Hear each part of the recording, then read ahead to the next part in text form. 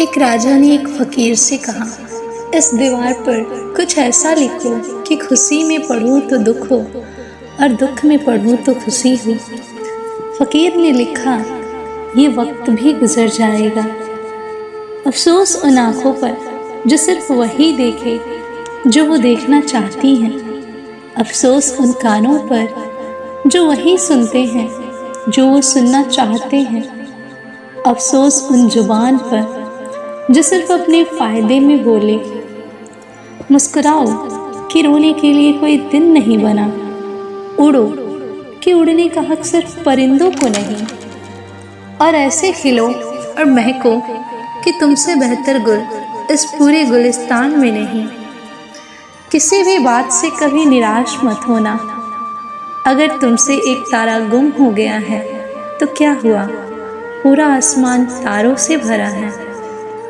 और अगर इस भरे आसमान में भी कोई तारा तुम्हारी किस्मत में नहीं तो भी क्या हुआ, कौन जाने तुम्हारी किस्मत में चांद हो। एक मोहब्बत के लिए अपनी बेशकीमती ज़िंदगी ख़त्म करने चले हो, पहले उससे तो मोहब्बत निभाओ जिसने ज़िंदगी दी है। अपने जीवन में 2 सिद्धांत अपनाओ, ऐसे जियो जैसे आज पृथ्वी पर आपका आखिरी दिन हो, और ऐसे सीखो जैसे आप हमेशा के लिए जीने वाले हो।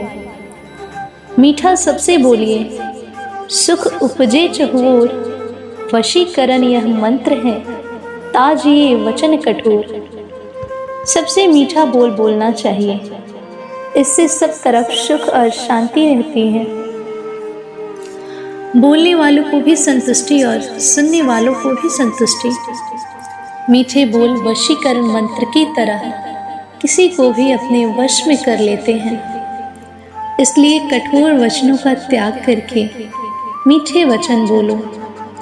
अगर आप समूह में काम करते हैं तो 3 बातों का ध्यान रखना। अगर कोई चीज़ खराब हुई है तो मैंने की है। अगर कोई चीज़ आधी अच्छी हुई है तो हमने की है।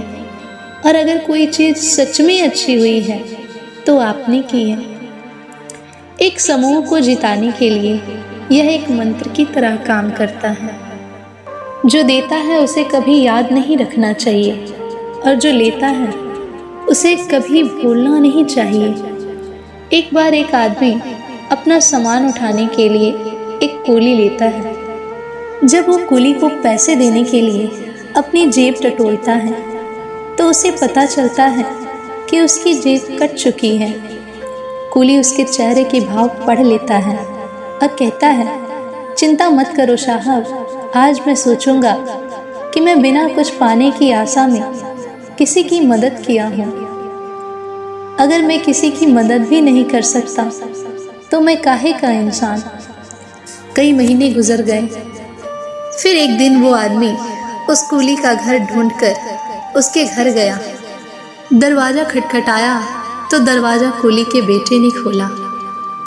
इस आदमी ने उस कुली से बच्चे से कहा, दिवाली मुबारक हो।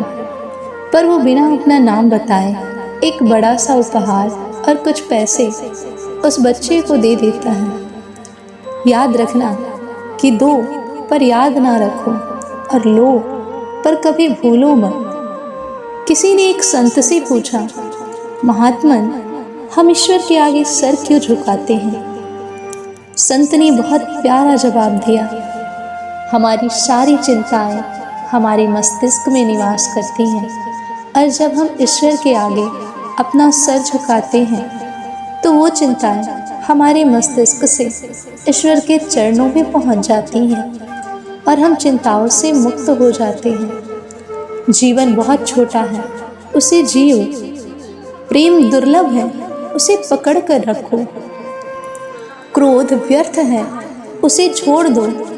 भय भयानक है, उसका सामना करो। स्मृतियाँ बहुत सुखद हैं, उन्हें संजो कर रखो। सबका ख्याल रखो पर अपना भी ख्याल रखो। हमेशा मुस्कुराते रहो, कभी अपने लिए तो कभी अपनों के लिए।